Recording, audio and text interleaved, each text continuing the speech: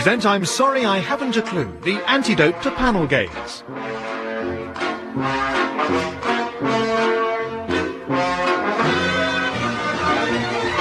At the piano is Colin Sell and your chairman is Humphrey Lyttelton.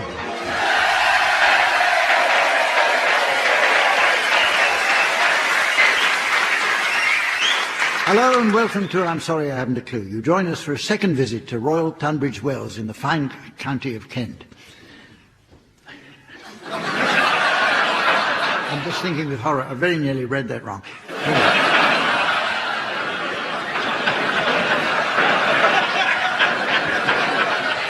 It was close. It was not until 1909 that the town gained the right to call itself Royal Tunbridge Wells, when Edward VII granted his patronage after a visit to the spa here. The visit was a revelation for him, as he was normally a Tesco shopper.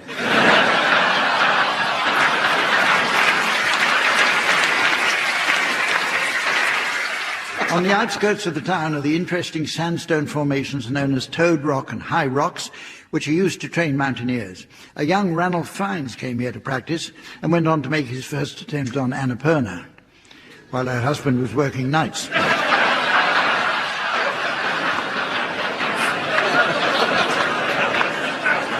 Just a few miles out of town is found the home of Rudyard Kipling at Burwash. Kipling's If is one of the country's most popular poems. It's the one that starts, "If you can keep your head when all about you are losing theirs, then why not treat yourself to one of my exceedingly good cakes?"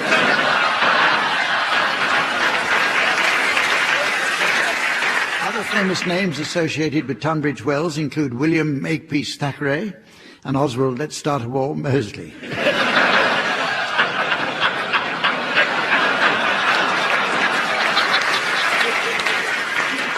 It was while living here that Thackeray wrote and published Vanity Fair, and then later Woman's Own, and Motorcycle Monthly. Let's meet the teams. They're four comedians whose jokes I can't get enough of. In fact, I hardly get any of them at all. On my left, Graeme Garden and Barry Cryer.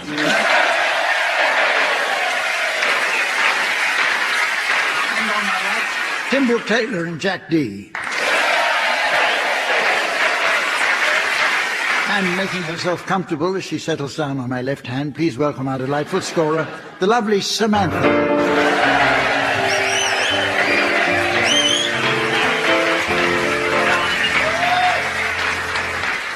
Okay, we begin with an educational round this week.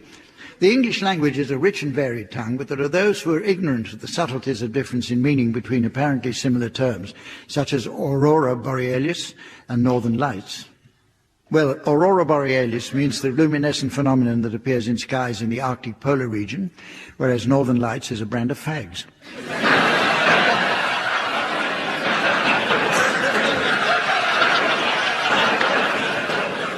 However, words are constantly changing their meanings, so I'd like the teams to share any new definitions they may have spotted recently.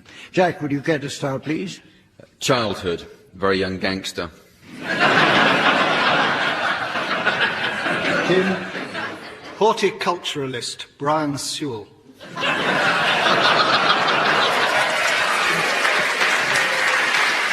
Barry? Haphazard. Mind that hap.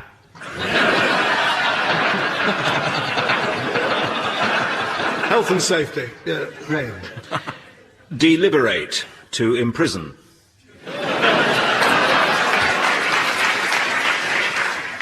Heathrow, brief description of what a baggage handler does.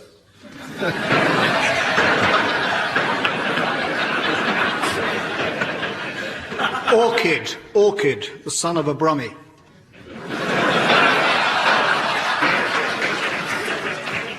Livery. Rather like liver. Coincidental. Having matching teeth.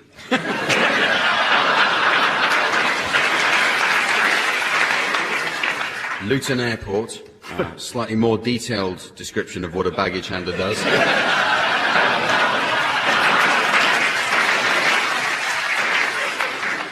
Donation, where Homer Simpson is king. Damnation, Holland. Lamination, New Zealand.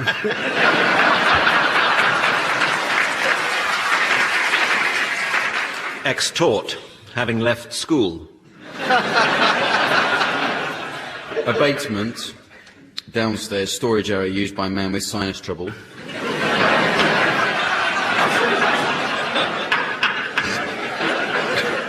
Harpist, fairly drunk.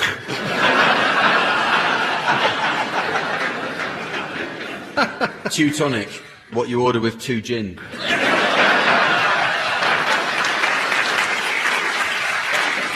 Shoehorn, a fetish.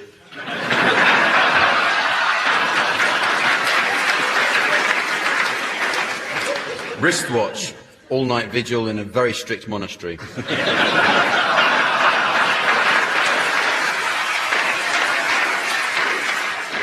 Disdain, being rude to someone from Denmark.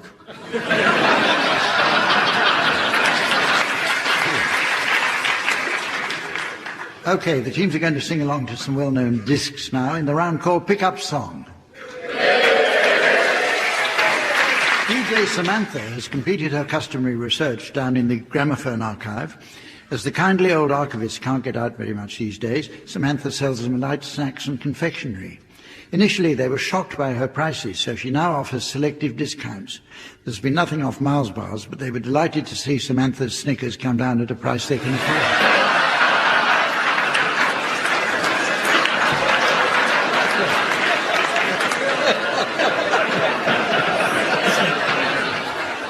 She's back at the turntable and ready to give the chosen discs a spin. You should sing along, teams, until at my signal, Samantha turns the volume down. If on its return you're within a gnat's crotchet of the original, I'll be awarding points, and points mean prizes. What do you think of it so far?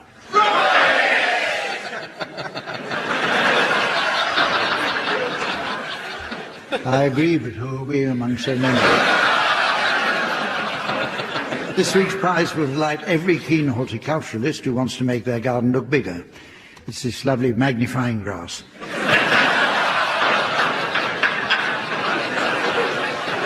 Barry, you can start, and I'd like you to accompany Eddie Cochran singing Come On Everybody.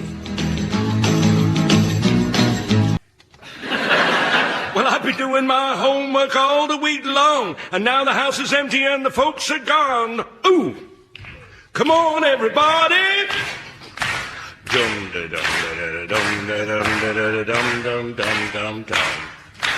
Dum da dum da dum da dum da dum dum dum dum dum. Oh well, my baby's number 1, but I'm gonna dance a 3 or 4. And the house will be shaking from my bare feet slapping on the floor.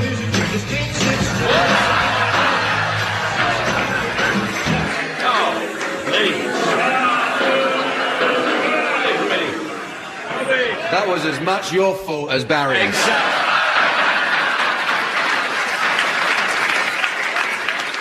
Your turn now, Jack. You stay out of it, audience. Your turn now, Jack. Would you accompany Barry Manilow singing I Can't Smile Without You?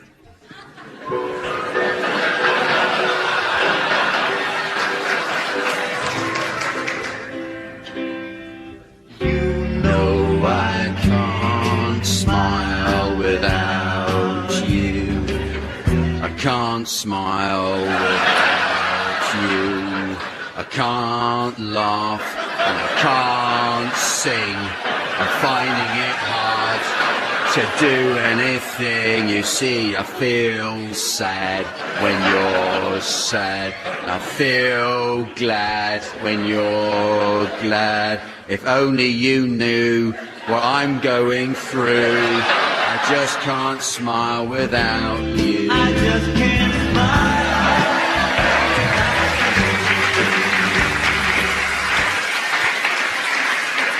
That was the Rex Harrison technique. You now, Graeme, I'd like you please to accompany Scissor Sisters singing Take Your Mama Out. When you grow up, living like a good boy oughta, and your mama takes a shine to her best son. Something different, all the girls that seem to like you. 'cause you're handsome, like to talk and a whole lot of fun. But now your girl's gone missing and your house has got an empty bed. Folks wonder about the wedding, they won't listen to a word you said. I'm gonna take your mama out all night, yeah, show what it's all about. Get her jacked up on some cheap champagne.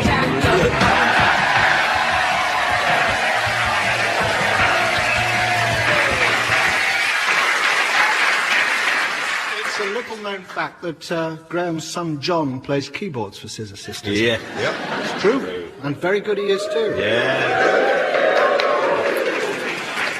My father worked with Eddie Cochran. I am Barry Manilow.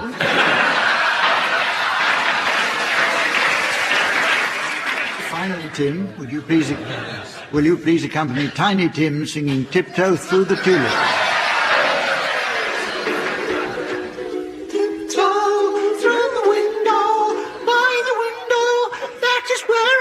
Be come tiptoe through the tulips with me.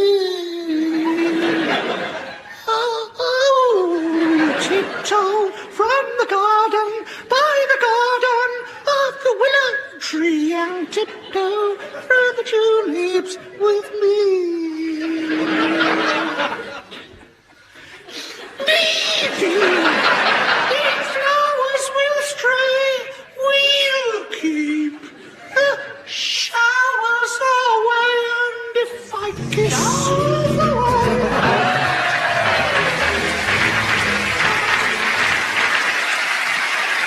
you can let go now, Jack.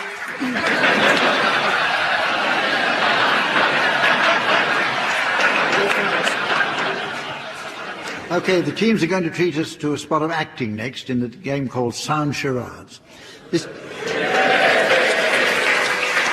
This is based on the erstwhile TV favourite Give Us a Clue, in which players mime titles of songs, books and films. The undisputed master of the game was Lionel Blair, whose TV career has sadly waned of late. He did, however, recently audition for I'm a Celebrity, Get Me Out of Here. Lionel's challenge was to sail a raft across a river with a small crew. But sadly the raft hit a rock and sank, and what a look of horror there was on Ant's face when Lionel went down with both hands on deck.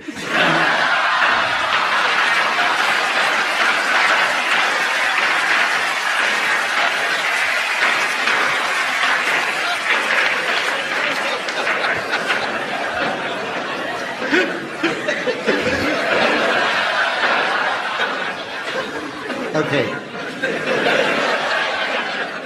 Tim and Jack, you're to start, please, and your title will shortly be displayed to the audience via the laser display screen. For listeners at home, here's the mystery voice. Pop idol. Pop idol. Right, you're guessing this one, Barry and Graeme. Off you go, Tim and Jack. It's 2 words, and it's a television programme, and it goes like this. Look, I've brought you a present, Jack. Oh, thank you. Oh, that's wonderful. This is so strong. Isn't it? Yeah, he's got the muscles, you know. Wow. Yeah, the pipe in his mouth. Isn't that sweet, the little pipe? Yeah.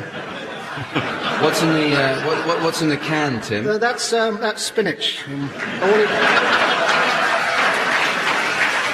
You just mix it with a bit of olive oil, that's all it needs, yes. That's so lovely. I'm really, really pleased with that. Thank you. You're crying, that's lovely. Yeah.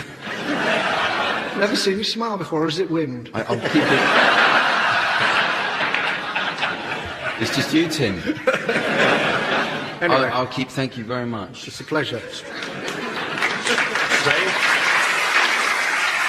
is it being in a can important? No. No, but it's strength and spinach and... Yeah. Yep. And it's quite a small gift, is it? Yes. Like a doll? Ah! Very, very like that. Yeah, like a Popeye doll.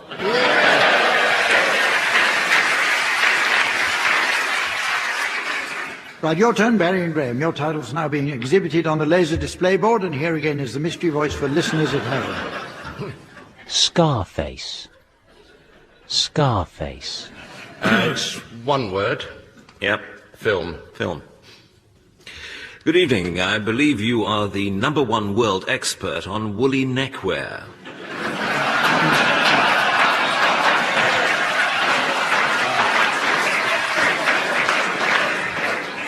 Yes, I am.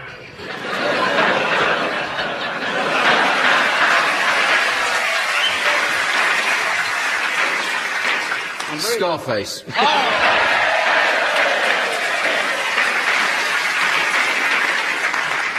It's now time for the round called A Day in the Life, in which the teams are going to delve into the lives of well-known personalities. Barry Cryer will obviously be at an advantage here, as he's often pictured at some celebrity party or other in those showbiz gossip magazines. I've lost count of the times we've seen photos of him plastered across their pages.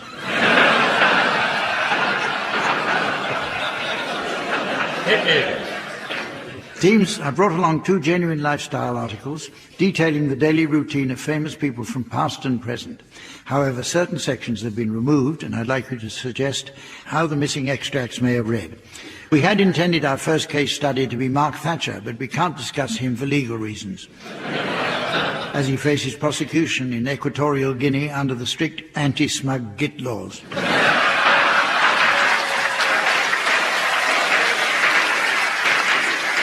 Okay, we'll start with you, Barry and Graeme.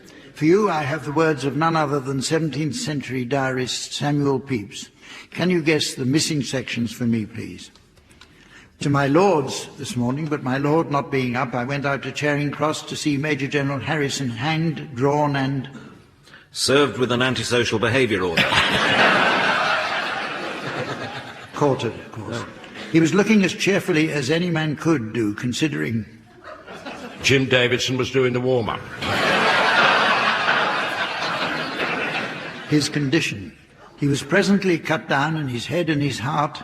Sold to Fray Bentos.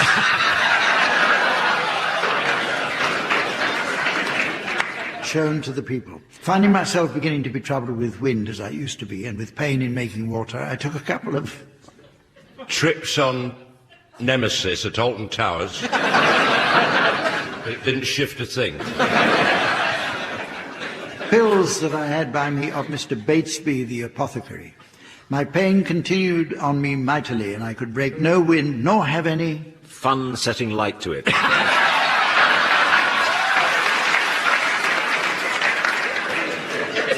stool after my physic had done working. I took a coach and horse to the apothecary, but he was not at home. And so home again. Bloody interesting diary. And whether the coach did me good or no, I know not. But having a good fire in my chamber,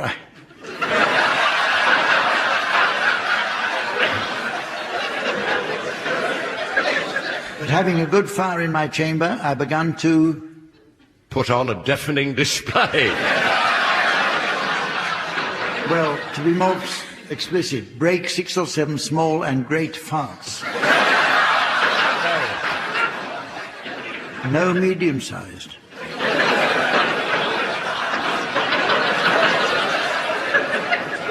After supper, to have my head combed by our maid Deb, which occasioned the greatest sorrow to me that ever I knew in this world, for my wife, coming up suddenly, did find...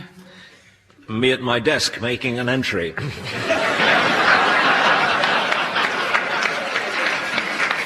me embracing the girl. Indeed, I was with my hand under her... radar. skirts. My wife was struck mute and... then spoke for about 40 or 50 minutes. or more concisely, grew angry. I stayed up till the bellman came by with his bell just under my window, as I was... in need of a bell.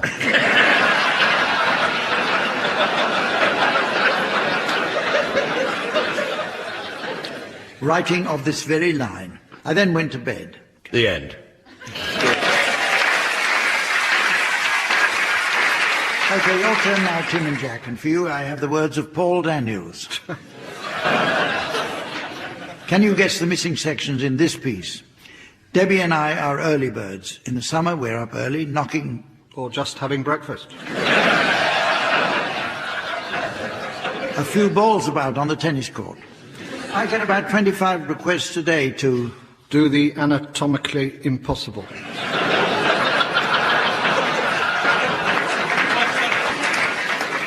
do things. Oh. I do enjoy photography, and I like cars. I've got a Bentley, a Mazda RX-7, a Ferrari, and a... Very small, Willie.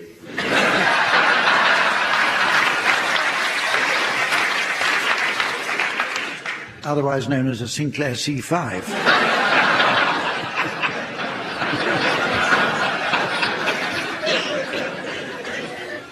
I'm a WYSIWYG. Know what that is? WYSIWYG? What you see is... A wig.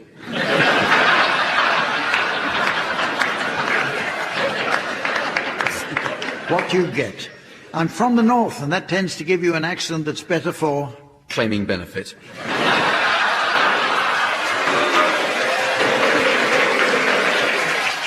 comedy. And when I work on stage, I actually take my voice up a notch so that... Dogs can hate me as well.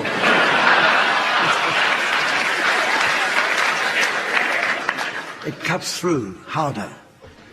Out of the TV comedians, I like Ben Elton, Halen Pace, and... Barry Cryer. Jack D.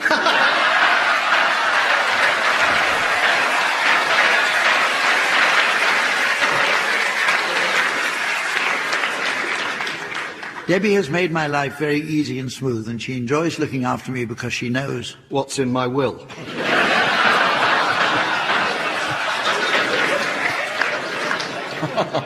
How very hard I work. Our relationship is everything that is indefinable. Chemistry... Geography and domestic science. Friendship, good living together. And it also works because I'm very... Heavily tranquilized most of the time. funny.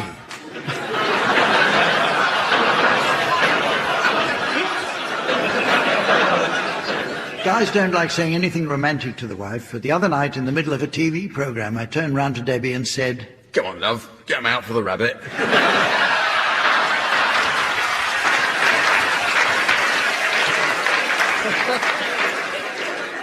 I wish we weren't married, because then I'd ask you all over again.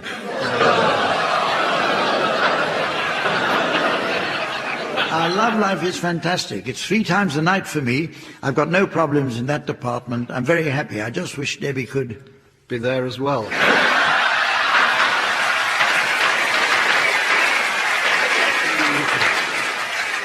Keep up with me.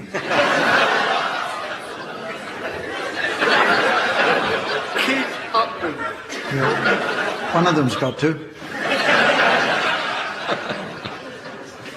Once I got upstairs and Debbie was lying stark naked on the bed. She was wearing the sort of sleeping blindfold you get on long-haul flights. Printed on it was "Do not disturb." But further down her body she had a sign that said, "Do not remove blindfold."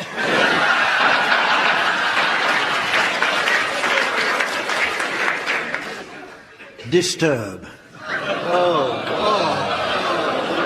Actually, I notice it's very nearly the end of the show, but there's just time to fit in a round of Accident and Emergency Film Club.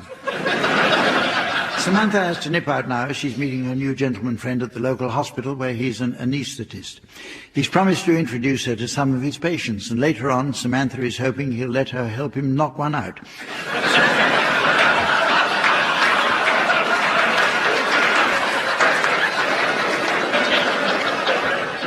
So, teams, while she's away enjoying that, I'd like you please to suggest movie titles that might appeal to an audience drawn from the hospital casualty department.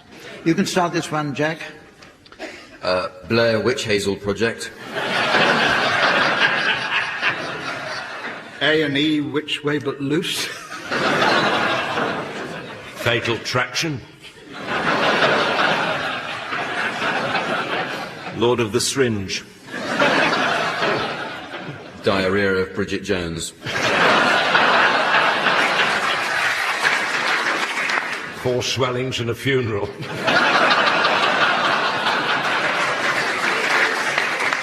Ingrid Bergman is Anesthesia. Crutch Cassidy and the One Chance Skid. Rash. Because it's a bit like MASH, you see. Oh, You're not see. going to like gash or bash in that case. Pretty shitty prang bang.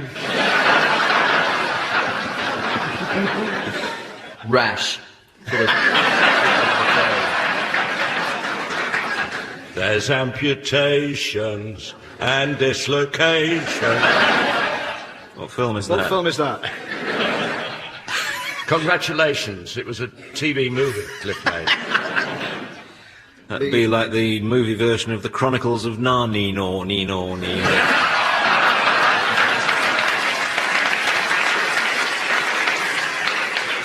Around the ward in 80 days. Bring me the rest of Alfredo Bassi. And so, ladies and gentlemen, that's the end of the show, and indeed this series. However, we know there are a number of loyal listeners who tune into repeats of the show over on BBC 7, and we'd like to say personal thanks to all of them. So, thank you, thank you, thank you.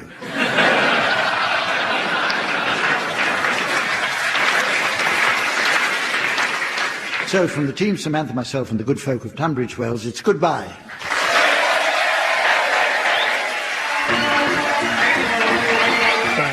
Graeme Garden, Tim Brooke-Taylor and Jack Dee were being given silly things to do by Humphrey Lyttelton, with Colin Sell setting some of them to music. The programme consultant was Ian Pattinson.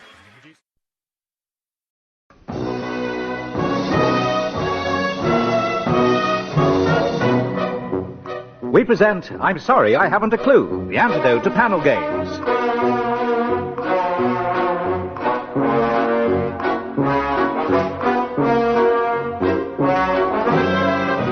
At the piano is Colin Sell, and your chairman is Humphrey Lyttelton.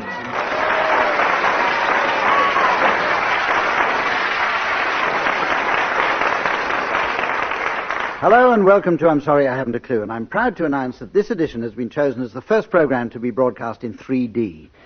You should find a set of 3D headphones in this week's copy of the Radio Times, and if you place them over your ears, you'll experience the full effect of having our two teams in your living room. So make sure you're well insured before you welcome Tim Brooke-Taylor and Willie Rushton. And Graeme Garden and Barry Cryer.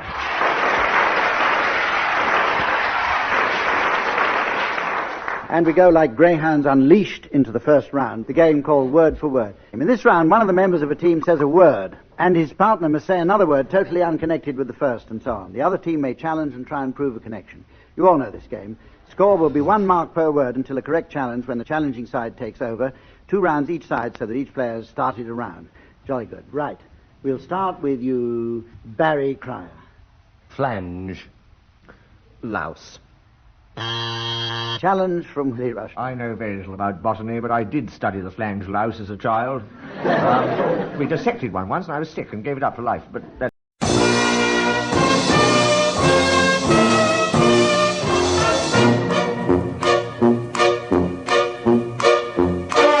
We present I'm Sorry I Haven't a Clue, the antidote to panel games.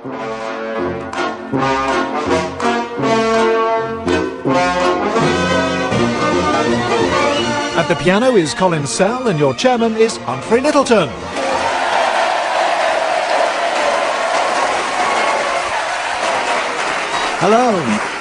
Hello and welcome to I'm Sorry I Haven't a Clue. You joined us for a second week in Sheffield, a city rightly proud of its 2 fine football teams, Wednesday and United. Sheffield Wednesday took its name from the day on which the team played their first ever game after taking the bus to their original ground just outside the town. If they hadn't chosen to go by First Main Line, they would have been called Sheffield...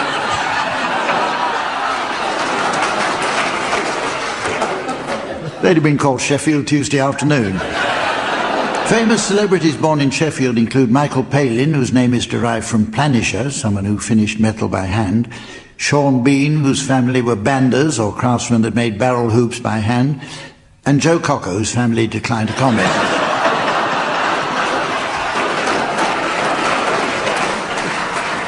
For centuries, the city's name has been found on knives the globe over, and in recognition of this achievement, the city fathers erected a sign on all roads leading into town that reads, "Welcome to Sheffield, home of the world's finest cutlery."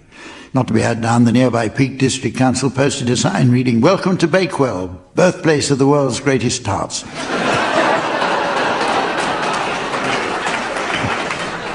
Sheffield has also been made famous by the annual World Snooker Championships, where increasingly young players dazzle the pack theatre with their cueing skills.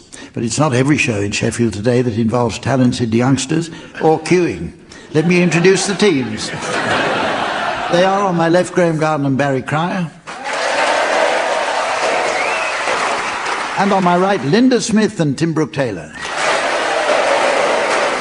And please give a warm Yorkshire welcome to our scorer, the ever-helpful lady who bends over backwards on the desk next to me, the delightful Samantha.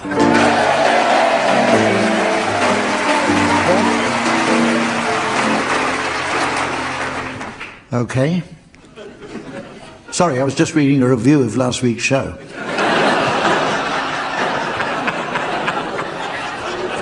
Let's kick off with chat-up lines. Singles have been with us since the dawn of civilization, and with this in mind, teams, I'd like you to give me your suggestions, please, of chat-up lines that might have been used during biblical times. Graeme, will you start, please? They call me the Beast. Here's my number. Tim. Is that a pillow you're holding, Samson, or are you just pleased to see me? Linda. Hello, I'm your new neighbour. Nice ass. Barry. Hello, I'm Lazarus. Want to see me rise again?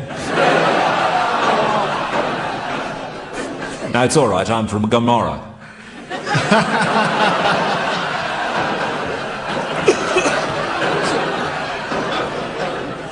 David, is that a slingshot in your pocket, or...? I'm Methuselah. Where have you been all my life? Seth, is that the jawbone of an ass in your pocket? Yes. What, though? Such unusual eyes. One's eyes higher than the other. Oh, never mind.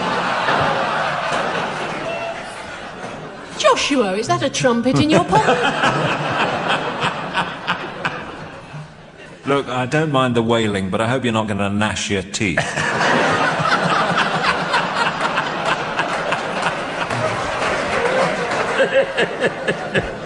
Okay. Get your fig leaf, you pulled.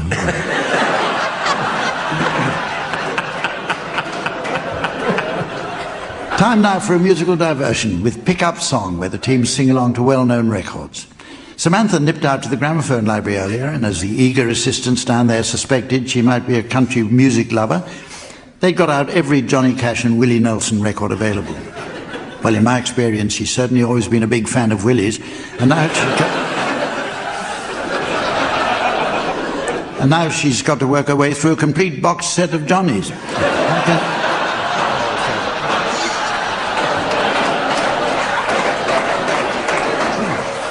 Well, I can see she's poised at the turntable and ready to give the team's discs a spin, so each player should join in, singing along until, at my signal, Samantha turns the volume down. You should continue singing, teams, and if on the music's return you're within a gnat's crotchet of the original, I'll be awarding points. And usually at this stage, I say points mean... But we've done that before, and it's getting a bit boring. So I'm not going to do it again. I'm not going to say what do points mean, and you're not going to say... Right, that's got that sorted. This week's prize will provide a touch of luxury for anyone who enjoys the essence of poetry at bath time. It's this Campbell's cream of chicken soap.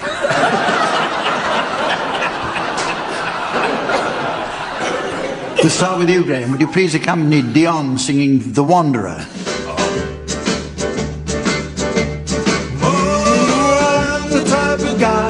Will never settle down. What pretty girls are, well, you know that I'm around. I kiss a man, I love them, cause they're all the same to me. I hug a man, I squeeze them, they don't even know my name. They call me the Wanderer. Yeah, the Wanderer. I roam around, around, around. Elvis lives. Well, there's Flo on my left and there's Mary on my right. And Janie is a girl that I'll be with tonight. And when she asks me which one I love the best, I tear open my shirt and I got Rosie on my chest, 'cause I'm a wanderer. Yeah, I'm a wanderer.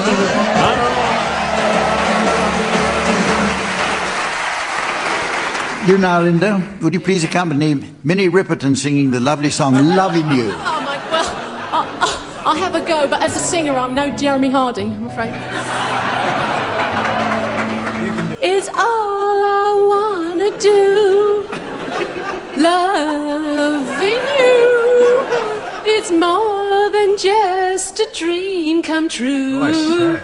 Everything I do is out of love in you.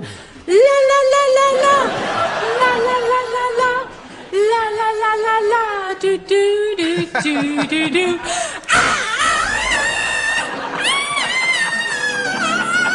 Jeremy!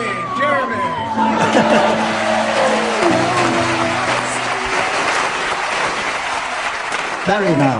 Barry, would you please accompany James Brown singing I Got You? I feel good. I knew that I would now. I feel good. I knew that I would now. So good. So good. I got you. Wow. I feel nice. Like sugar and spice. I feel nice, like sugar and spice. So nice, that I got you.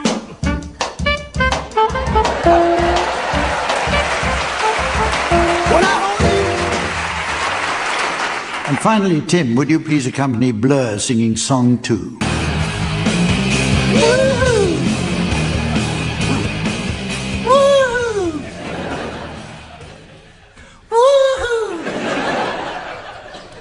I got my head checked by a jumbo jet. It wasn't easy, but nothing is. No. Woo-hoo! When I feel like metal, woo-hoo! And in pins and iron needles, woo-hoo! When I'm not easy all of the time, but I'm never sure why I need you.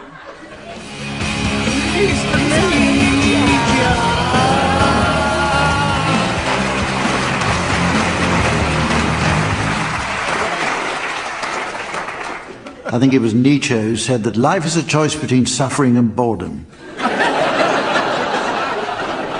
He didn't say anything about having to put up with both at the same time.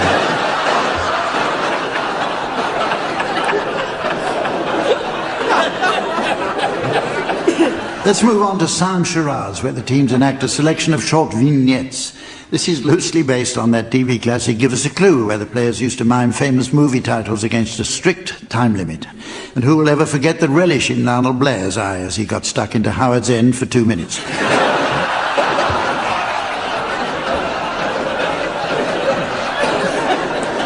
Our spoken version varies in only 2 respects from the silent and hilarious original. Tim and Linda, you're to start, please, and your title's now being exhibited on the laser display board, and here's the mystery voice for listeners at home. Rugrats in Paris. Rugrats in Paris. Right, you're guessing this one, Barry and Graeme. Off you go, Tim and Linda. It's 3 words, and it's a film, and it goes something like this. Ah, Tim. Ah, bonjour. Bonjour. Oh, Ça va? Oh, ça va, très bien. Bien. Why are you here in this lovely fair city? Well, I just thought... Excuse me, what is that little brown thing crawling by there? You I think it is some kind of rodent. A rodent? But it is a little bigger than a mouse. It is much bigger than a mouse? Mais not quite so big as a coypoo. And why is it being followed by Bruce Forsyth, I wonder? What? And here is Tabby Wogan. And I think if my eyes do not deceive me, that is Paul Daniels. Yes, it is. They are chasing this poor little creature. Oh, hello. Le fin.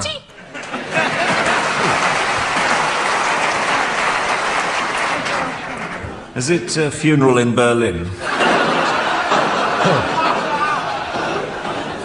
Death in Venice? No, just death in Sheffield. Rugrats in Paris.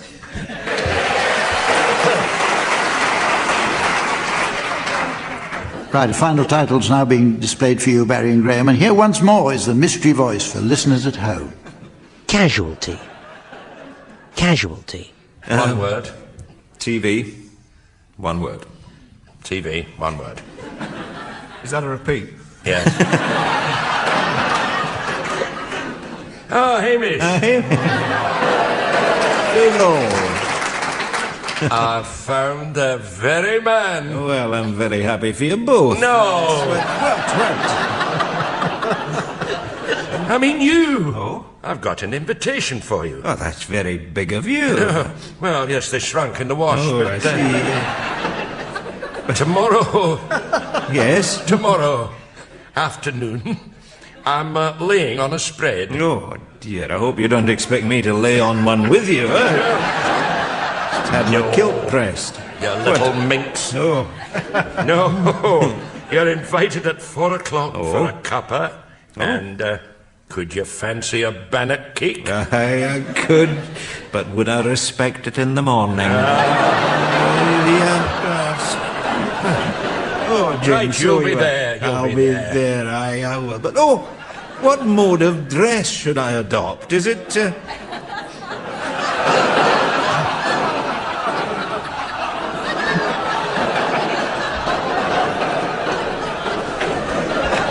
Is it formal? No. No.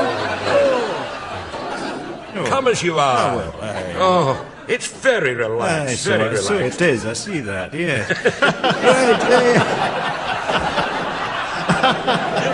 Right. Tomorrow, 4 o'clock. It is then.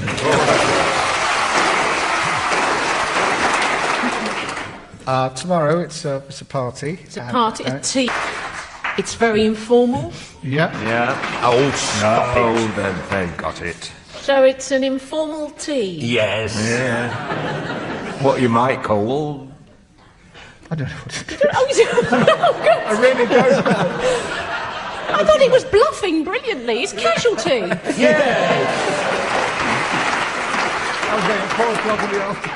Right, the next game is called Unoriginal Innovations, a self-contradictory title that was thought up by the BBC New Ideas Department. Oh, look, there's another one. This was the same organisation that came up with The Weakest Link, a programme intended to combine elements of 15 to 1, Watchdog and Who Wants to Be a Millionaire. They took the elimination format from 15 to 1, the presenter from Watchdog, and the prize money potential from Watchdog. But now I notice, since she's made an outburst that upset so many viewers, the BBC are looking for an escort for Anne Robinson. Sounds like a fair swap.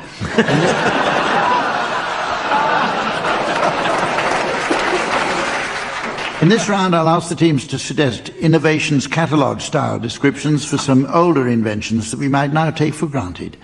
Linda, will you start, please? Certainly. Tired of making phone calls in a train full of strangers? Sick of shouting banal details of your private life into the mobile phone? Unsettled by waves of hatred from your fellow passengers? Well, at last there's an end to mobile phone misery with our ingenious new phone in your house.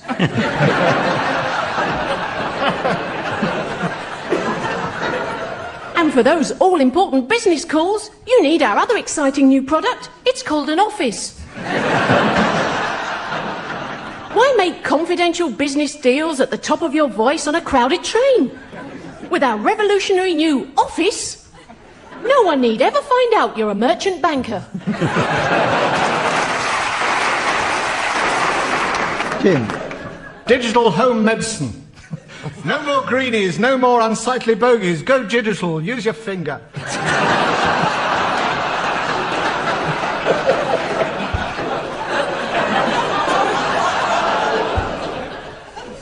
Barry. Is this the printer of your disk content? To die, to sleep, to doss. Wake up, couch mouse. Why be an email eunuch? Why spreadsheet? Once gigabit and twice shy. Why follow the scrolling clones shopping in the virtual mall, checking in at the VDU clinic? Log off. Give it a boot. It's new, it's compact with instant access. Can't crash, won't crash. Tomorrow, today, it's the pen.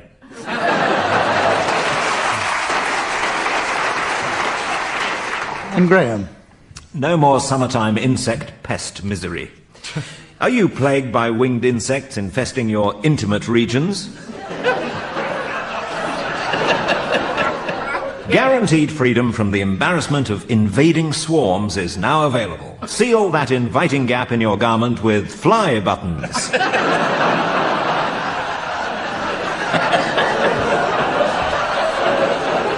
Just £3.50 for two.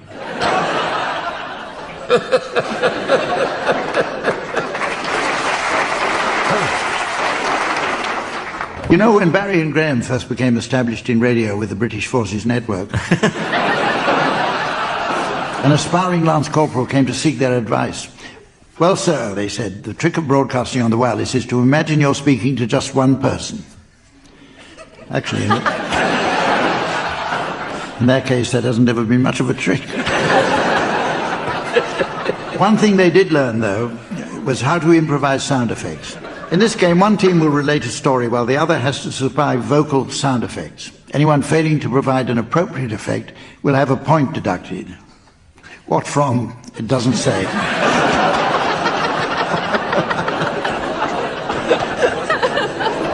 Barry and Graeme, you're to start. If you'd now care to relate your tale, and Tim and Linda, I'd like you to provide the sound effects. Off you go, Barry and Graeme. Right, here's the story. It was early morning and the cock's crew. Yes, the cock's crew and the rowing captain.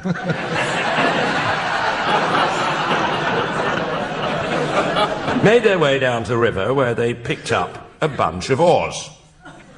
Oh, these oars are heavy. Blimey, I should say so. Who were standing watching.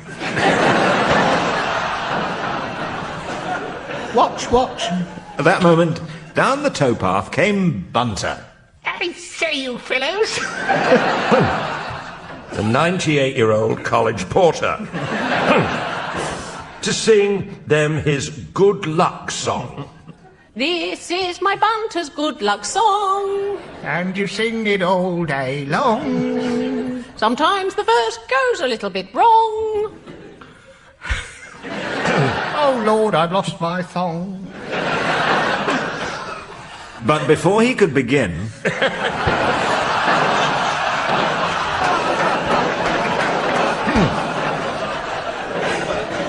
Fanshawe announced that his rollocks were jammed.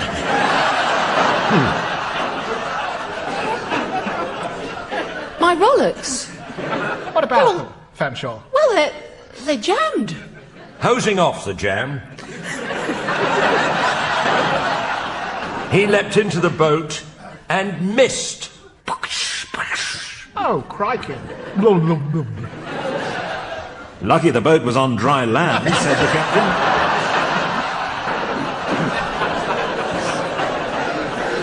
But soon the boat was in the water and the coach bellowed through his megaphone. In, out, in, out. Which was broken. Bunter noticed the boat was sinking. Oh, I say, the boat's sinking. Yaroo. But as it happened, the Air Sea Rescue helicopter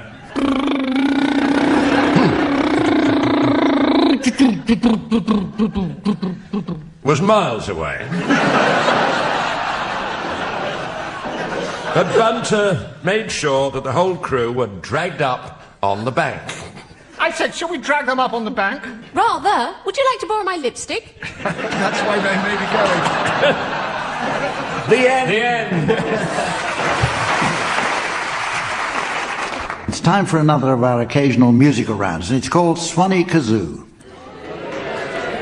Swanee and Kazoo, two words that go together as naturally as Edward and Sophie, or waste and space.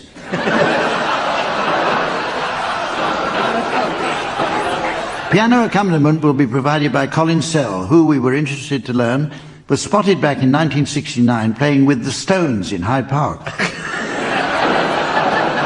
The keeper said if he caught Colin throwing them at the ducks again, he'd call the police. Right, Tim and Linda will start by providing a rendition of Goodness Gracious Me to feature Linda Smith on the kazoo and Tim Brooke-Taylor on the swanny whistle.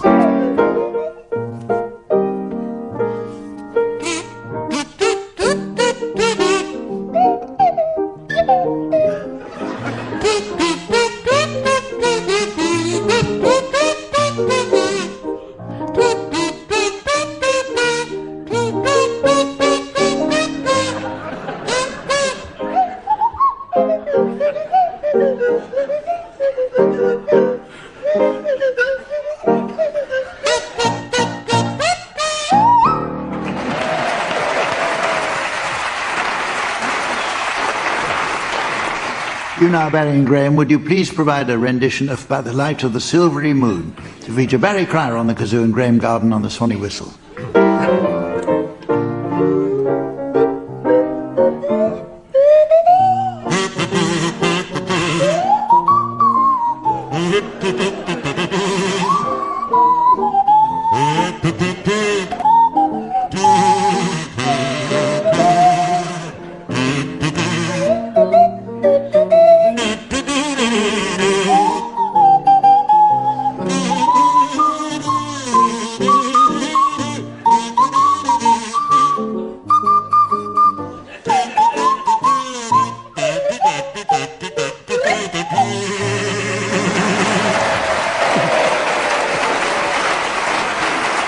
Well, it's almost the end of the show, but there's just time for the teams to fit in the Pharmacists Ball. Tim, will you start, please? We welcome, please, all the way from Ireland, Mr. and Mrs. O'Tay Shampoo for Lifeless Hair, and their son, Tim O'Tay Shampoo for Lifeless Hair. Would you welcome, please, Mr. and Mrs. Present, and their anti-depressant. And all the way from Saudi Arabia, please welcome Shake the Bottle. I do not believe this from Russia, Serge Ickelstocking.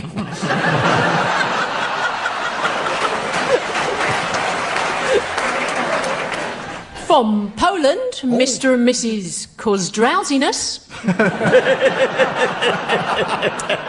And their lovely daughter May. We welcome, please, Mr. and Mrs. Agra and their upstart daughter, Violet. Oh, just a minute. Did somebody order a stripper? Because there's a Miss Tixie Licks in the foyer. A standing ovation, if you will, from all you opera lovers, as we welcome Placebo Domingo.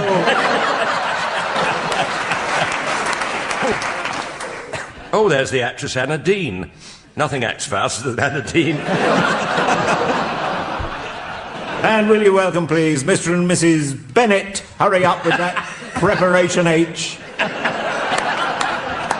And their son, Gordon Bennett. Hurry up with that preparation H. Will you welcome, please, Mr. and Mrs. Bullpiles, their son, Terry.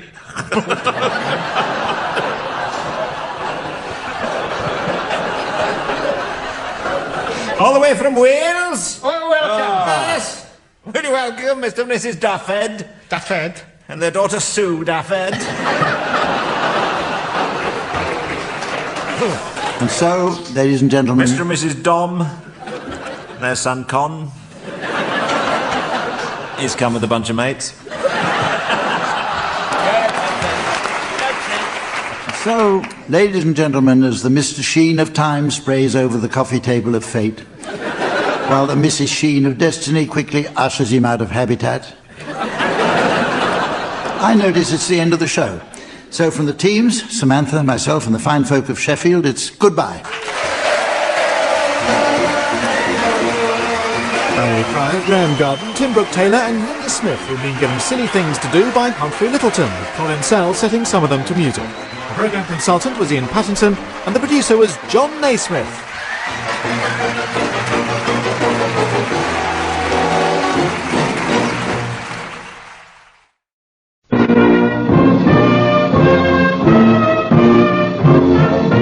We present I'm Sorry I Haven't a Clue, the antidote to panel games.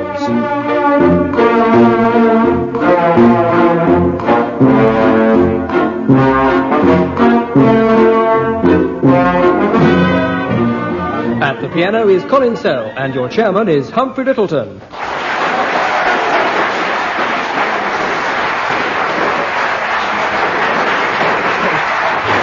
Thank you. Hello and welcome to the programme which has been compared for its wit to the government white paper on drainage financing. I want you to know, actually, at this point, that I don't have to do this. I've got a day job as a night watchman. Let me introduce the teams now. Over there, Barry Cryer and Graeme Garden.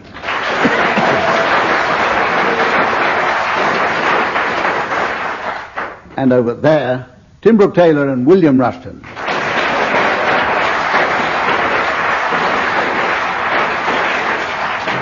They'll be pitting their wits and risking their sanity in a series of ridiculous games for which I must remember this week to award points. First round we're going to do is the one called Last Episode. And in this one, I asked the teams to put the last nail in the coffin of a long-running radio or television show and close the series in one line. Colin Sell will play the theme music, and I shall award points on this one.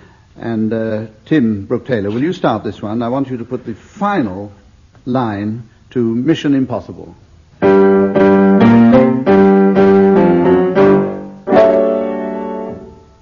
I'm sorry, sir. This mission is possible. I shall self-destruct in 5 seconds.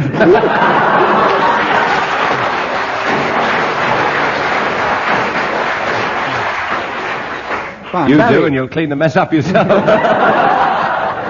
thought this was going to be a clean show. I'm very tired. I've got a bad leg. Barry Cryer, will you put an end to The Sky at Night, please?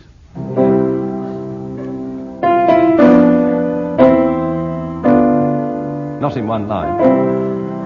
And tonight, and I'm looking at this new planet everybody's talking about, called Nicket. I'm looking through this telescope, and it's getting nearer the Earth. I'm sure all you at home are watching in your telescopes. It's coming nearer and nearer, and I'm looking with the naked eye now. It's getting awfully big and red, and good heavens, I could swear it was in my room. It is, good God.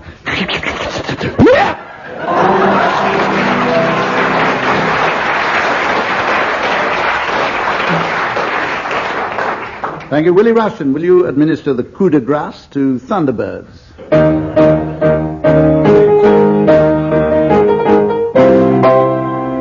Brain says it's terminal Dutch elm disease.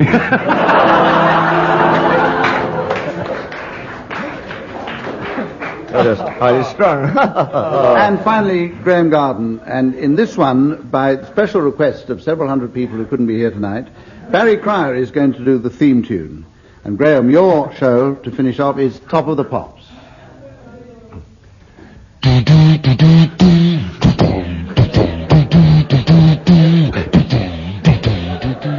Hi there, guys and girls. How about that then? And as it happens.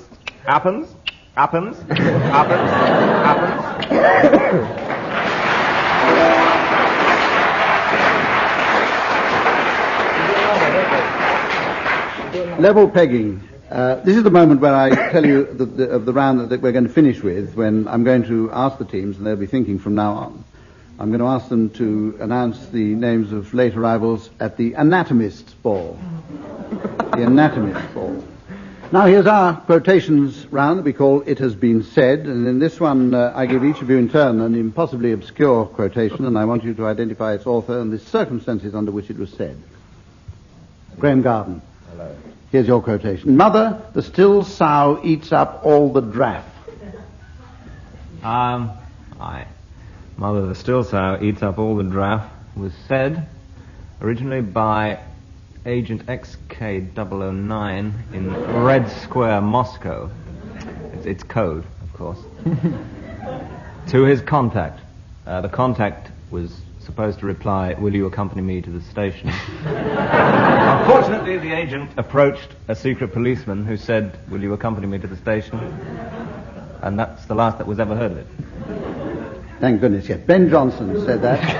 And his name was Ben Jonson. Right. Generally 2 marks.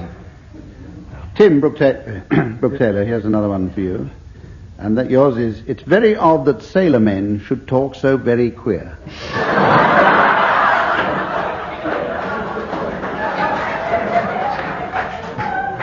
Don't talk shop. I was there when this was said, actually. We were all there when this was said. It's very odd that sailor men should talk so very quick. Larry Grayson said it.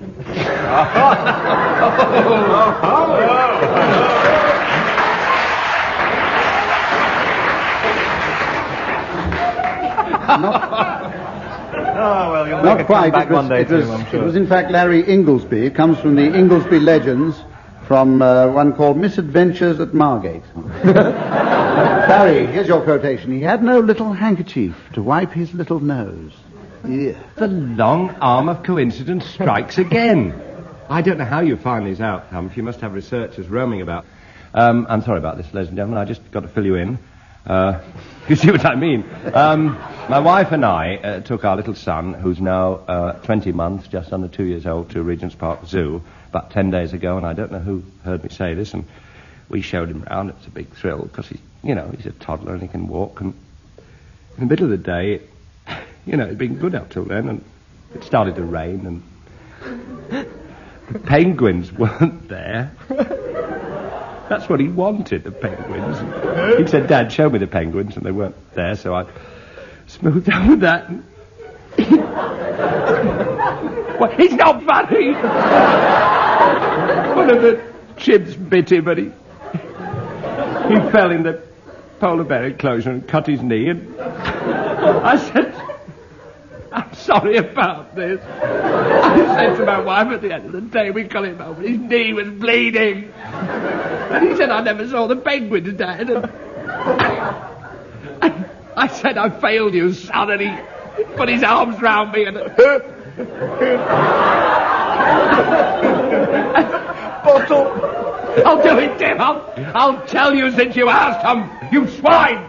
And I said, do you realise, in spite of all that's happened today, in addition, he had no little handkerchief to wipe his little nose.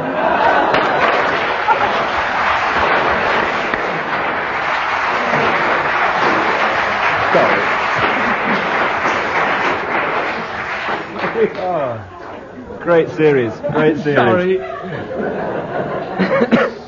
Willie Rushton, here's one, and I must ask you to be very careful before you answer this. I shall. What? Your quotation is, humph yourself. And the camel humphed himself.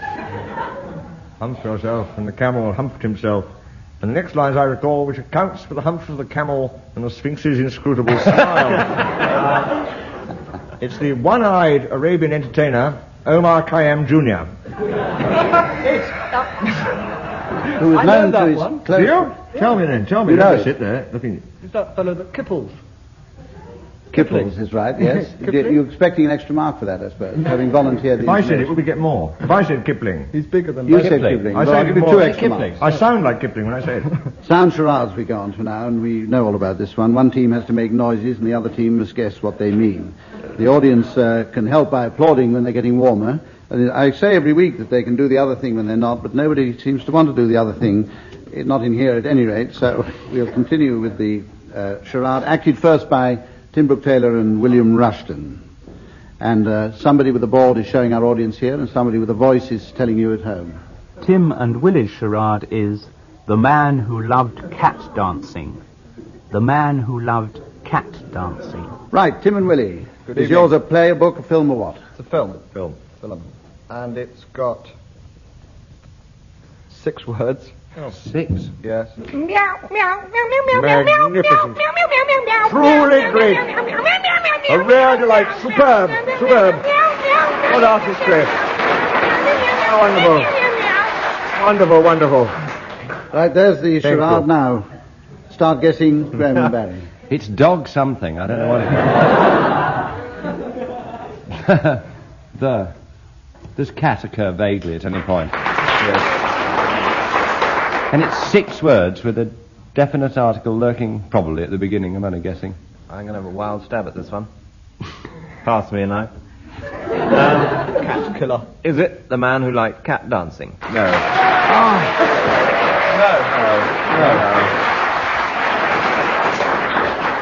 No, it's not. Oh, Sarah But Miles you're very away, warm. Sarah Miles It's away. the man who loved cat dancing. Ah. It's Cat Ballou, but we cheated about the number of letters. Right, Graeme and Barry, it's your turn to do a charade now. Once again, the board will come round showing our audience, and the voice will tell you at home. And Barry and Graham's charade is Billy Liar. Billy Liar. This has been a book, a play, a film, television series. Well, we'll leave it at that. Yes, they're thinking of doing it next year as a Chinese meal, actually, but it's been everything, this. Everything. How many words? Two. Two. And it goes something like this. Hello, William. No, my name's Peter. Billy Liar.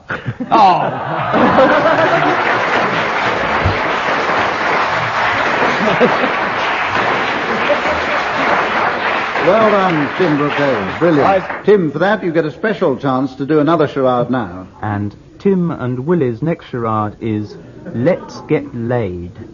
Let's Get Laid.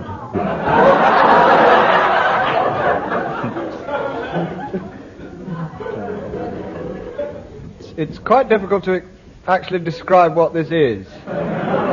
It's a show, and it's got 3 words, and we're going to do it all at once. Okay? Yes. Let's get it over then. After you, Egg. No, after you, Egg. All right.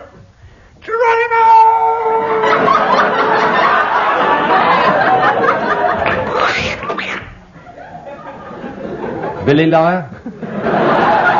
Oh, you guessed. Oh. O-leg and egg. O-leg and egg. Just like saying that. O-leg and egg. So, O-leg and egg. Let's get it over with. Geronimo wasn't relevant, was it, really? That was just an explanation of That was a red ecstasy, herring. wasn't it? Actually, it was a red Indian, but it was a red Indian Oh, is herring. there a Red Indian connotation? Yeah. None. Oh. Parachuting connotation. Jumping from a great height connotation. No, I think that was just an exclamation, I should say, of ecstasy. Falling from a height, yes, but not a great Falling height. from a height. An egg falling from a height. An egg.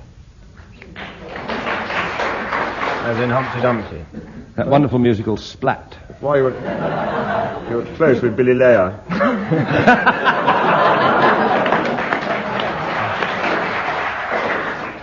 The Yolks Who Live on the Hill. No, no. Not the exorcist. Well, good guess. It's not actually 3 words, but good guess. Eggs over troubled water. Why equals What's the first thing that happens to eggs? laid. Cracked. Laid. Lady. No. Laid. Let's get laid.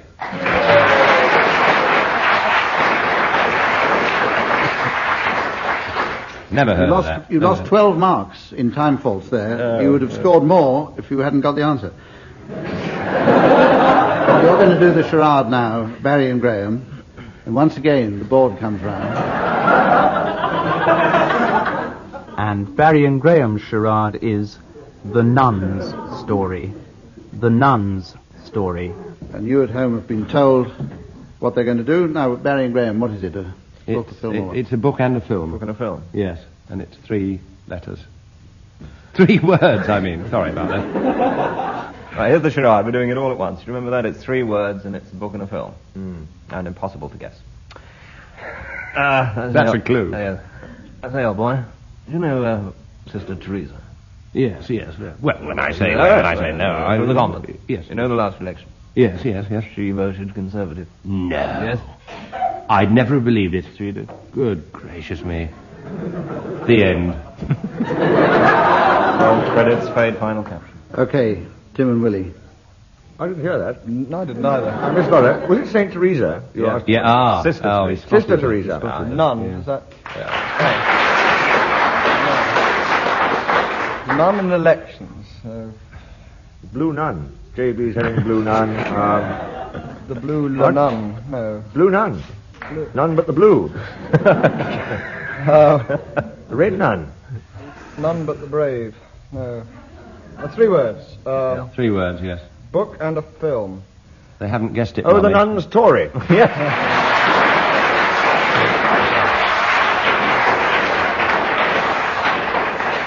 No. P.S. I lied to the mummy. Well, we've reached a crucial point in the game when we go on to our ad-lib poem. I'll talk. And I give the one member of one team the opening line of a poem. He takes it up from there, and then they go on in rotation until we've all had enough. And Willie Rushton, I'm going to give you the line first of all this time. Goodbye, world. Bye, Willie. And your opening line is this. I had a lovely pair of things, but one of them was Julie's.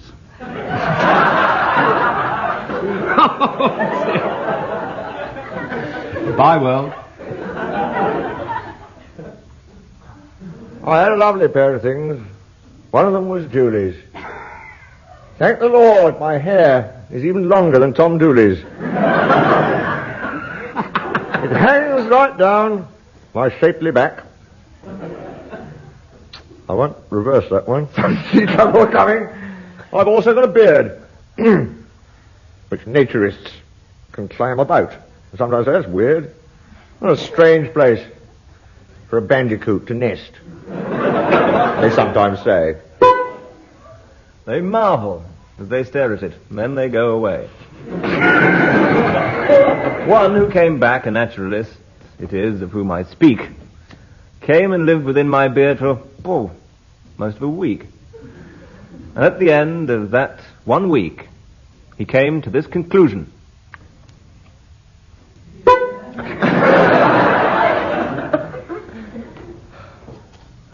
He'd buy a television set from that great firm, Rediffusion.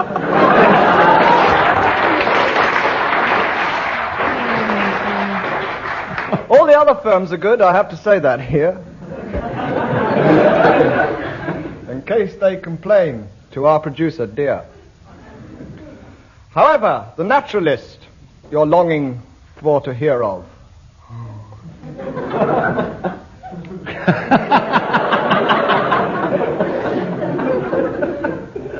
The buzzer's broken. That's got it. Oh, that's it.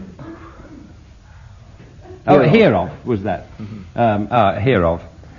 But this is such a bizarre tale. And such a very queer of which I've heard tell much before. He was a chap who liked to drink. A drink called Camel's Wrist.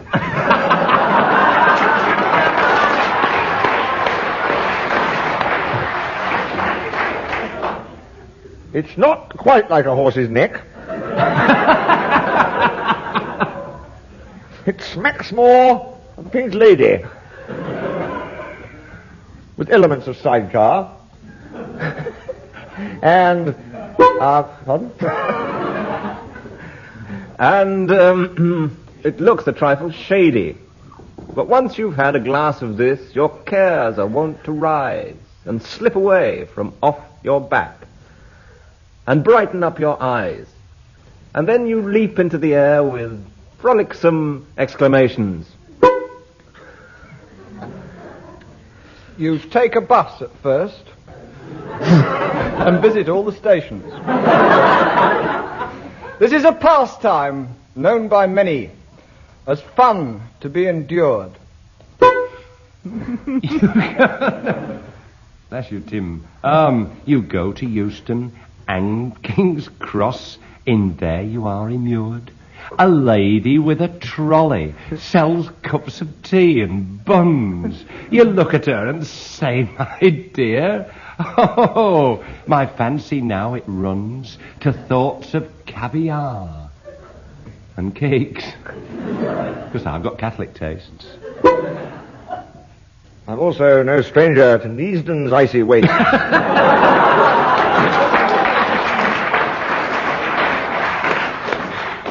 And when I'm up there, drinking with my friend the naturalist, and he starts exploring at my beard, I have a camel's wrist.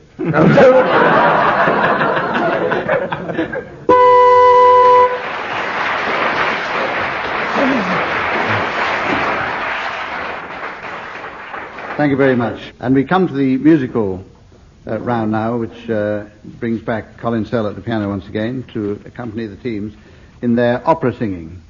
And we're going to start this one with you, Graeme and Barry. We're going to ask you to sing an extract from the BBC Sound Effects catalogue, Comedy Sounds.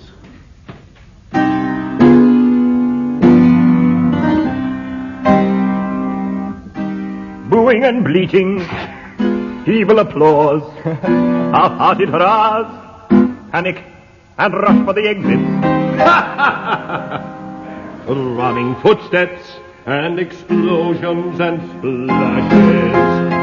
Footsteps strolling through ovens. Strolling through ovens. Strolling through ovens. Ovens. Ovens. Ovens. Strolling through ovens. Woodpecker practicing. Typing with free hands. Drawbridge opening sideways. Radiophonic stomach. Standard orgy. Sharing small group. Ha!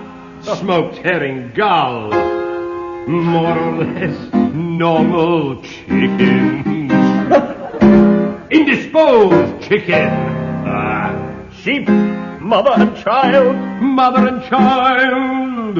Assorted sheep. Assorted sheep. Goose gobbling. Oh. Goose gobbling. Puncture. Puncture. P-U-N-C-T-U-R-E.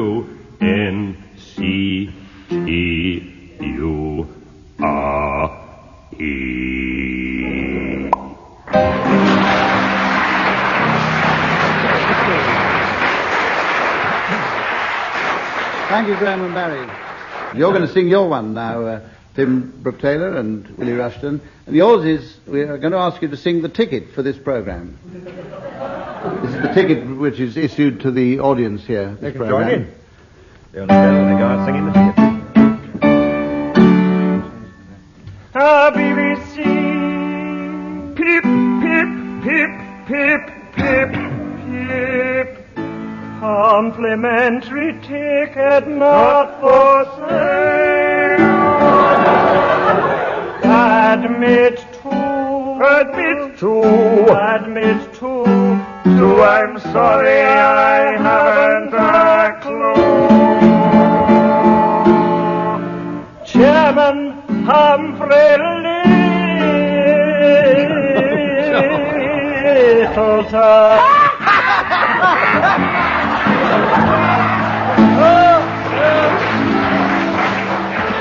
Who remembers Cherry Blossom Pink? Jim Brooke-Taylor, William Rushton, William Rushton. Jim Brooke-Taylor, William Rushton, William Rushton. With Barry Cryer and Graeme Garden.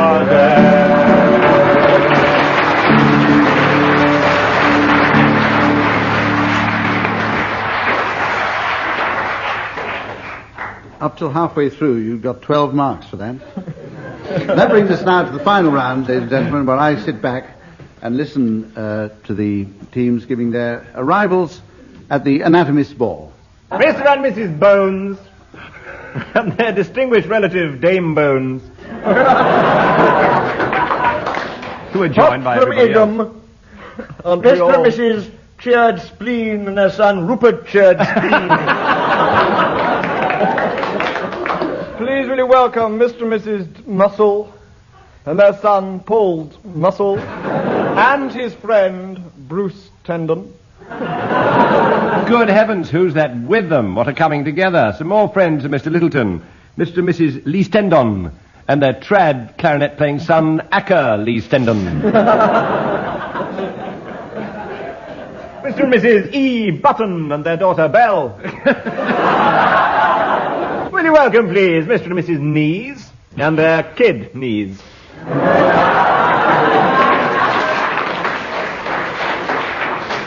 Please will you welcome Mr. and Mrs. Broughton and their tiny criminal son, Little Fingers Broughton.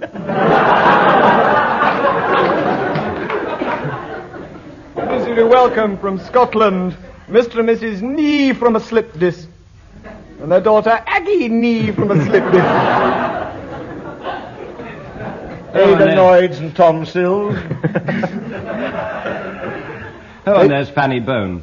With her Uncle Joint.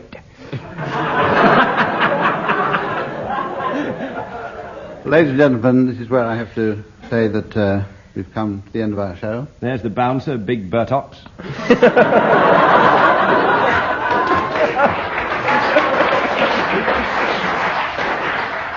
On his bucking bronchopneumonia. Ladies and gentlemen, kindly shut up. For Mr. and Mrs. Why I must interrupt is that we've overstepped the bounds of decency and also reached the end of the series.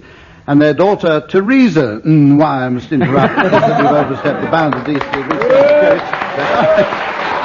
the chairman having the last word, ladies and gentlemen, goodbye from our teams and from me, and we'll see you next time. Goodbye.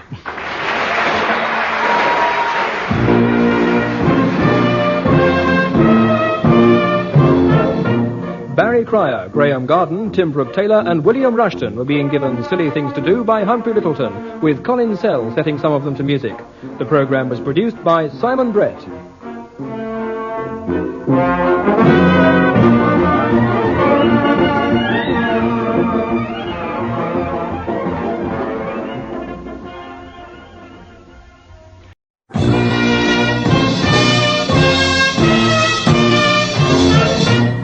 We present I'm Sorry, I Haven't a Clue, the antidote to panel games.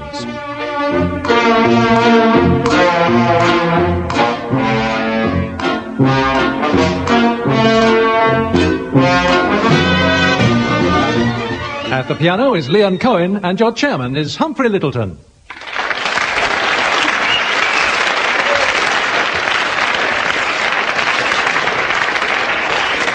Thank you. Well, we've got two teams tonight to take the euphemism out of panel games. Barry Cryer and Graeme Garden.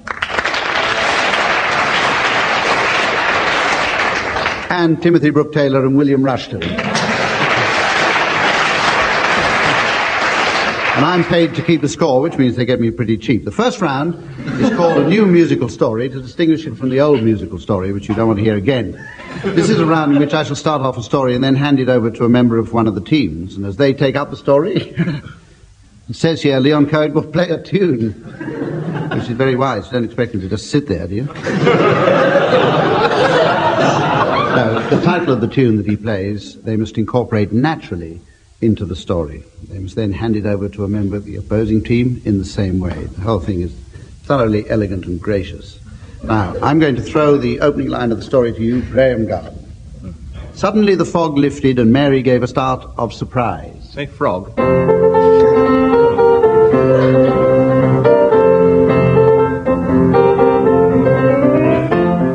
Suddenly, the frog lifted.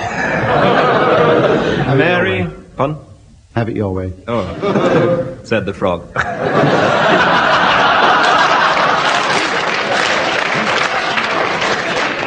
And Mary gave a start of surprise. Out on a hill, an animal stood on its own. Mary and the frog looked through the window, and the animal seemed to be listening. I wonder, said Mary, what the lonely goat heard. To which the frog replied,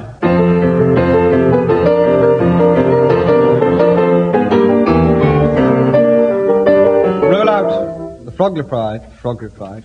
Frog replied. He had a toad in his throat. Roll out the barrel, he said, and I will wet my whiskers, and then I'll be able to speak properly. For today, I give my maiden speech. Hooray! In the House of Commons. This is a frog warning. Oh, you've got to be one jump ahead. Anyway. Oh, hopeless. Anyway, this speech will last 20 minutes, and I wish everybody to hear every moment of it. I shall start like this.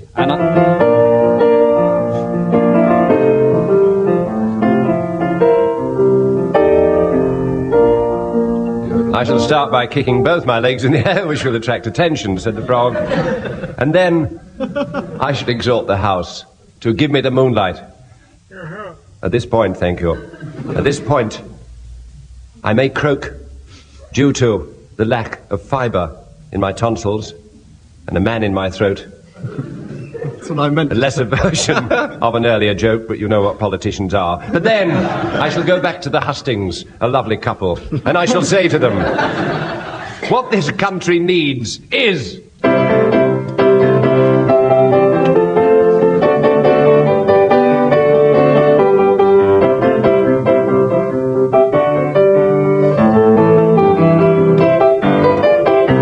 Songs like that.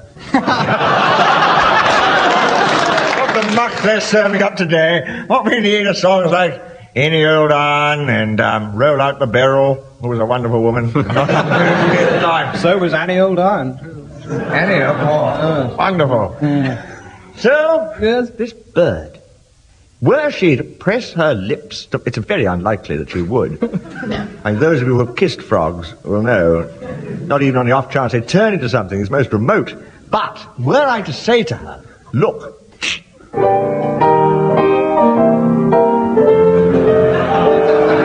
I were the only frog. Nothing else would matter in the world today, said the frog, at which Mary, her eyes suddenly misted, and she saw before her the frog of her dreams. Bending over him, gently, she kissed him on the top of his head. And suddenly...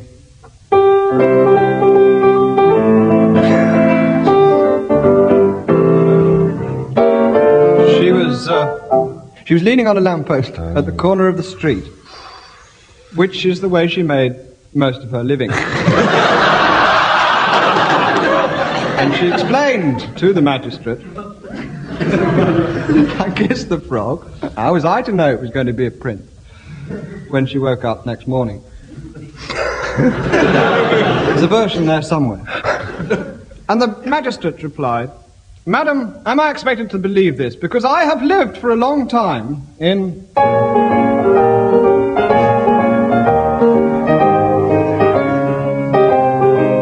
Neasden.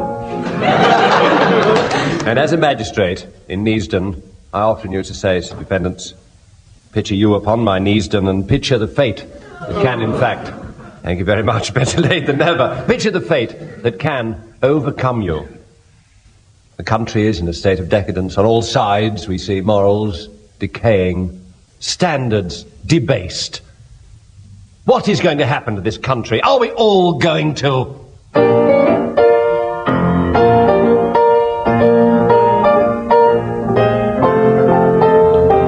Lived to the age of 64, it's bloody unlikely.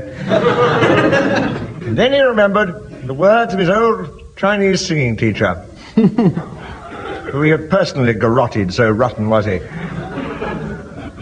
Better a frog in the throat than a toad in the hole.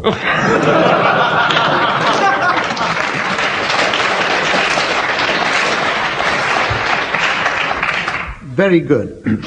Tim and Willie, 12 points, and Graeme and Barry only 3. It's disgraceful. This is where I introduce a round that's played at the end of the programme, so that the teams can have time to think of silly names for people arriving at the Pharmacists Ball. The Pharmacists Ball. And those of you listening at home might like to think up some names of your own to apply to this programme. Anyway, the next game is called a right pair. And in this round, one team pretends to be a pair of something, pepper and salt, or Muir and Norden, or whatever. Although whatever isn't a pair, I see. They give the other team a clue, and they have 10 questions to guess the answer. It's your turn, Barry and Graeme, to help the other side to earn a few points. Meanwhile, the board is being shown to our audience. Barry and Graeme are cash and carry. Cash and carry. Most of whom read the words on it so loud that I don't imagine this round is going to go on for long. Graeme will define himself. Yes, I'm the first of the pair. I'm mineral. And I'm sort of abstract, really. Are you solid, Graeme? Pretty. I know you're pretty, but are you solid? Bit of both. Would I eat you? No. Oh, come on. Would I wear you? No. Could I suffer from the abstract? Acutely. No, not unduly, no, I don't think so That's at all. a comfort in this day and age. 7 to go. The two of you together weren't terribly funny, so... No. No, so it's quite Did serious. you try to be, as a pair? No. No. Very straight one, this. Bang goes Mike and Bernie Winters, then. I don't know. If it's mineral and abstract, could it be pith and wind? You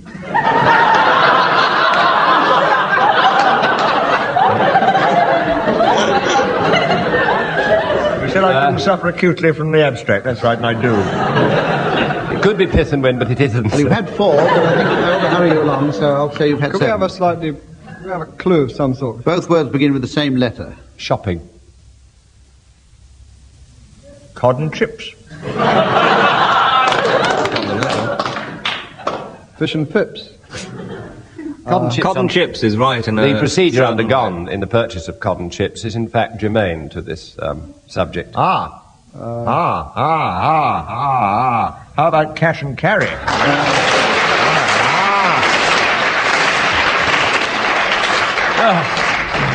I'm not taking this too seriously. Tim and Willie, after that laborious effort, it's your turn, and once again the audience will be shown your subject on the board. And Tim and Willie are swallows and Amazons. Swallows and Amazons. Slightly dirty. Racy? Risque. And I shall be intrigued to see who takes which part in this one. A clue? A clue? Will you define yourselves, please? Animal. Yes, that'll do. Animals will help you further. Yes, to help me more, I'm animals, with one missing. One what's missing? Are they human animals? One is. One is. I am. I'm not. I'm not. You're getting warm, Tim and Willie.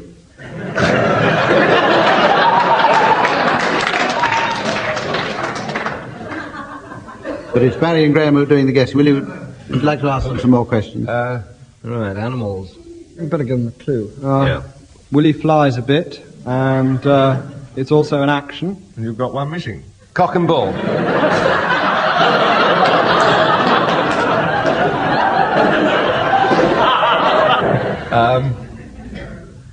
I think we're given the same kind of clue that I gave you. They both start with different letters.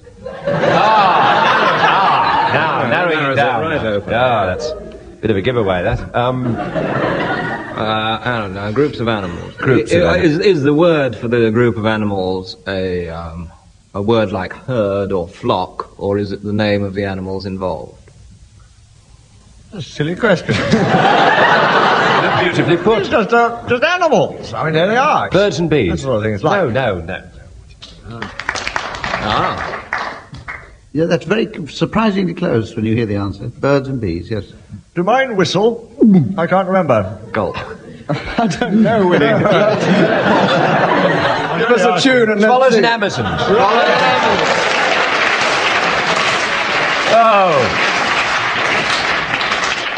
We go on to the blues round, and as this is the last program in the series, I'm going to introduce an additional rule here, and that is that I shall deduct 100 marks for any of the teams who start their blues with the words, "woke up this morning." Barry and Graeme, will you give Willie and Tim a subject for their blues, please? Yes, we'd like to hear the inflation blues, please. Can't wake up this morning.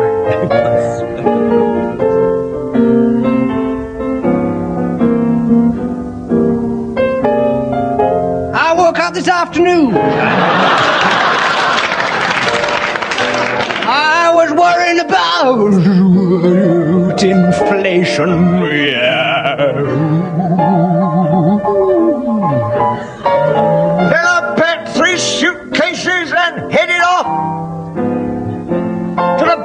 compilation. My wife cried, Lordy, Lordy, is you leaving me? No, you silly bitch, I've got 3 suitcases stuffed with £10 notes and I'm going down to the supermarket to buy a small tin of carnation.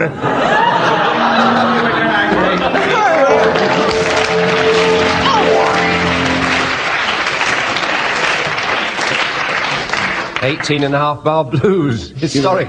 I'll give you a minute or two to regain your composure, and then if you'll give Barry and Graeme a subject for their blues, please. The nudist camp blues. Blues talk.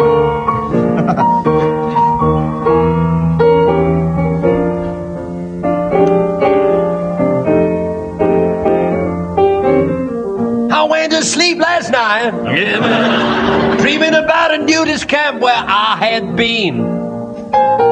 Yeah, well, You know, I saw things there that I never have seen. I'll tell you all about it, baby. The chef got danger money for frying sausages, you know what I mean.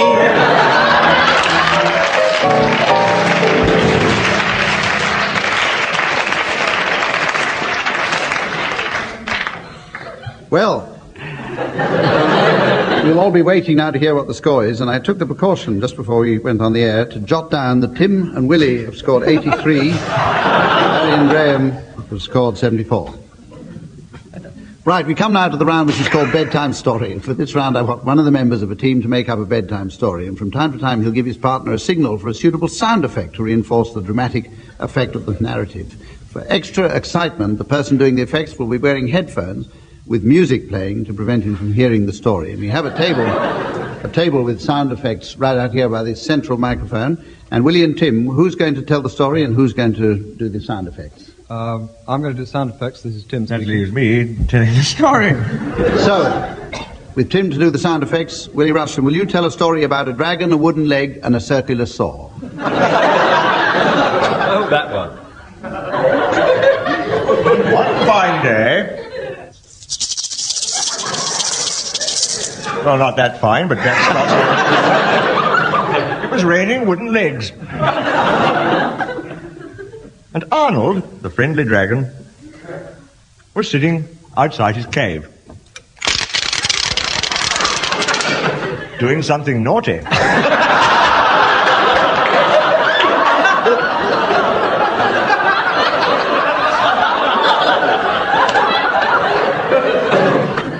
All he wanted in life was a circular saw. The circular saw was a prize in a wonderful contest which the dragon was going to enter. You were to be fired from a cannon over Lord Goodman.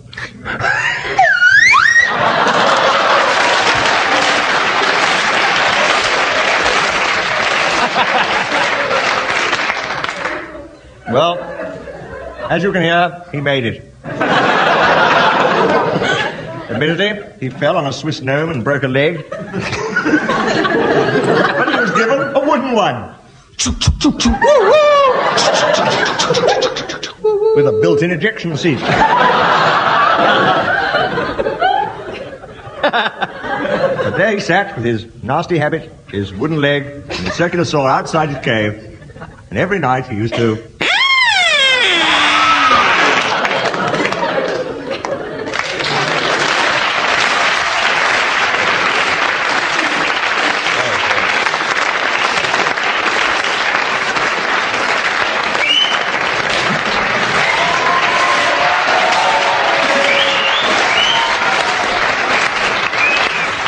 Very good. Never mind, Tim, we'll tell you about it afterwards.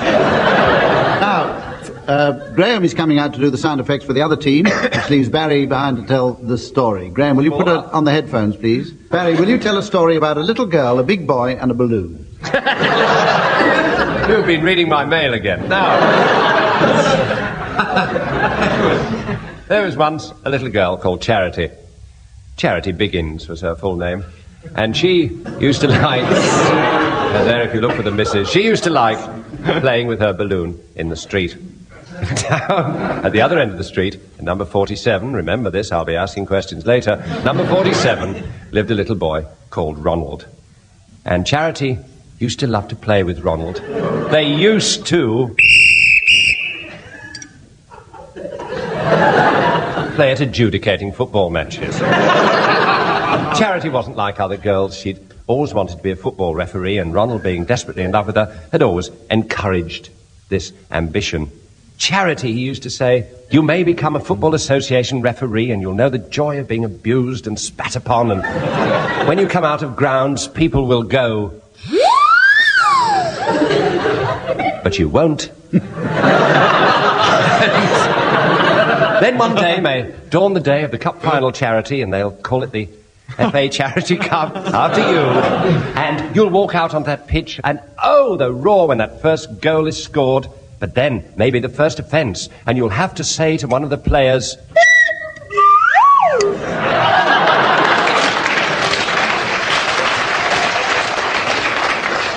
which is, of course, contained in the new FA rulebook. And furthermore, if there's any more of that, you will go off the field into the dressing room and... swallow your pride.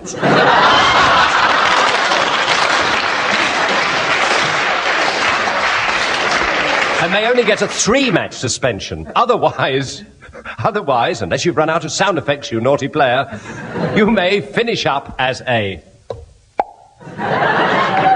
father of a large family.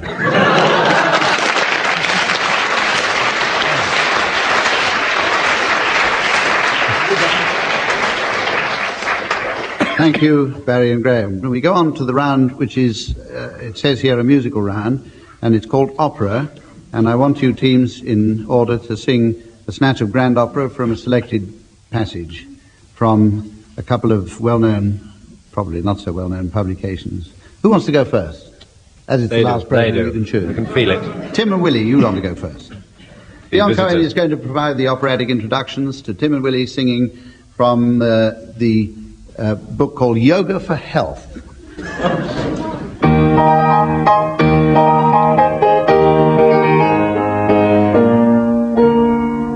Sit in the lotus or cross-legged position. Rest hands on knees, or on floor behind. To use abdominal muscles to contract. Abdomen as far as possible and hold for a second. Oh. Attempt to snap abdomen out in a forceful movement. Oh. Snap. Oh. Repeat without pause. Without pause. Repeat without pause. Repeat without pause. Repeat without pause. Repeat without pause. Perform 10 times. 10 times. And rest. Repeat in groups of 10. Repeat in groups of 10.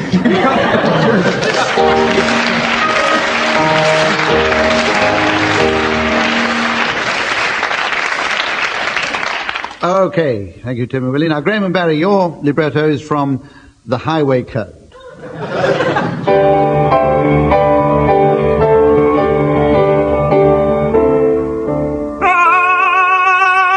Signals.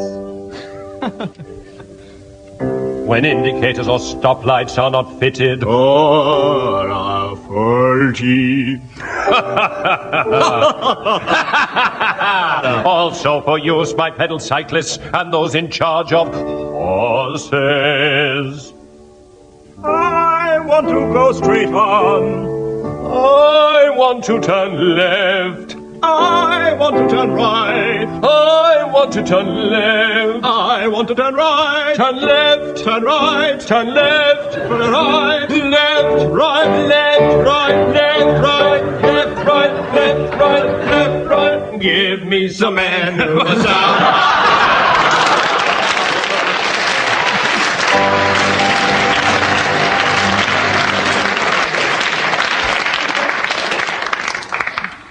Well, this is the time in the programme when I tiptoe away to the computer room at the BBC to work out the final score for the entire series. Meanwhile, the teams will give us their announcements for the late arrivals at the Pharmacists Ball. And who's going to start?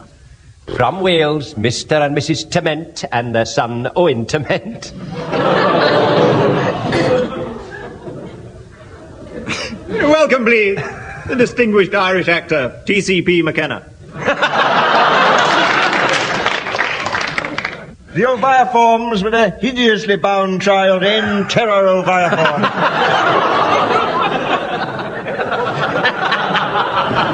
Really welcome, please, Mr. and Mrs. Ta.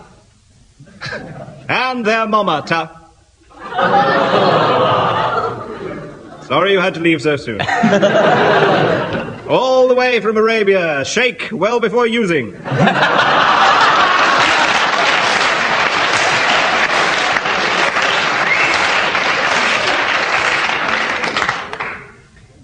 Welcome, please, Mr. and Mrs. Royds and their daughter, Emma.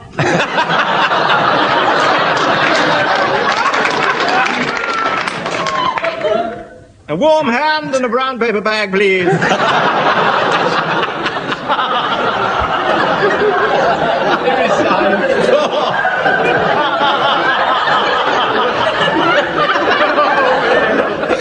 Oh, Mr. and Mrs. Tick. And their daughter, Emma Tick. That makes you sick.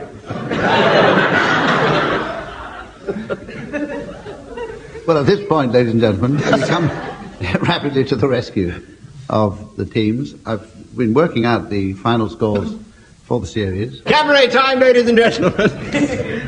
If I can get away with it. Will you welcome, please, Prin, the dissolving donkey.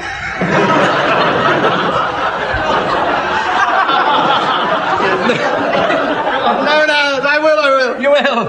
Known as soluble aspirin.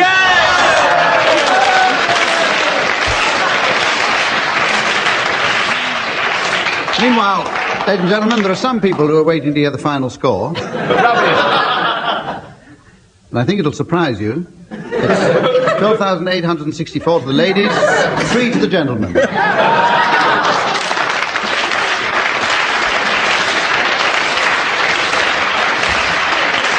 And we shall be back with you again if you don't watch out. So until then, from the teams and myself, goodbye.